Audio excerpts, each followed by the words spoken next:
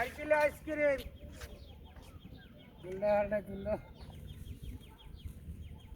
নারকেল আইসক্রিম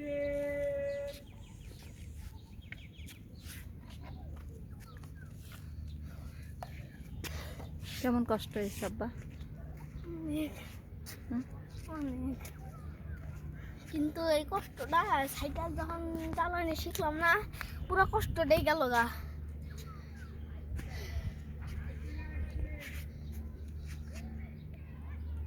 অনেক শান্তি না, শিখতে পারছো, এটা ভালো লাগতেছে। আমি কখনো আশা করি নাই যে সাইকেল চালানো শিখবো। ভাবতাম খালি যে আমি তো একটু মোটা না, এই জন্য কখনো সাইকেল চালাইতে পারবো না,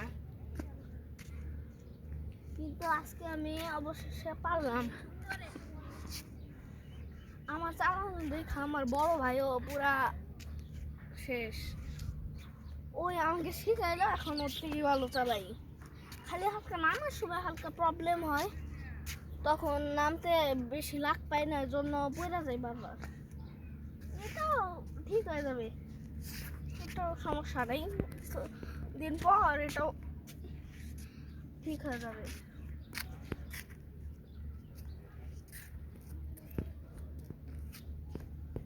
কোন দিকে গেল?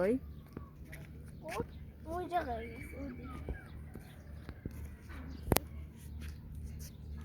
ও পাগল হয়ে গেছে, বলতেছে যে আমার ছোট ভাই কিভাবে এত বড় সাইকেল কিভাবে চালানো শিখলো।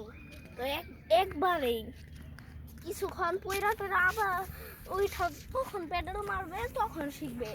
আর আমি একবারে শিখে গেলাম। কারণ তুমি ছোট সাইকেল গুলো তো চালাইতে পারতা। সাহস সাহস করছি, সাহস করছি যে এটা আমার চালানো শিখা লাগবেই। আমি ছোট সাইকেল চালাবো, এটা তো হবে না।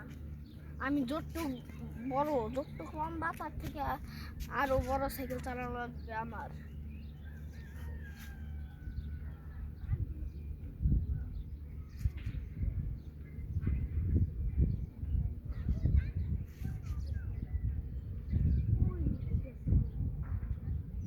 আসতেছে আসতেছে,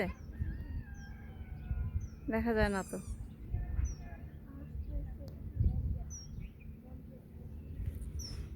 আসলে আবার আমি নিব।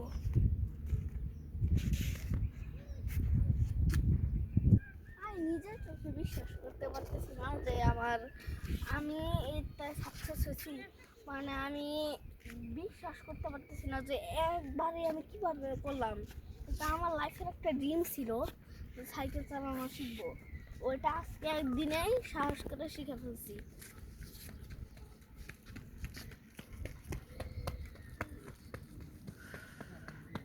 না, এটা ও না, কোথায় গেল? কোন দিকে চলে গেল? ভিতরে চলে গেছে। আসলে সাইকেল নিয়ে নিবা যে? হ্যাঁ, অনেকক্ষণ ধরে চালাইতেছে না তো। ও এর আগে অনেক চালাইছে, ও পারে না সাইকেল চালাইতে, এই জন্য। আর এখন আমি প্রথম প্রথম শিখলাম, তাই বলে কিরকম করতেছে।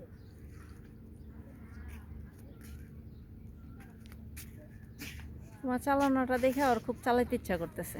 হ্যাঁ, ভাবতেছে খুব মজা। আমার ভালোই লাগতেছে, যেটা আমি একটু চিকনও হব। তার সাথে সাইকেল চালানো তো বাতাস খায়, আলাদা একটা মজা।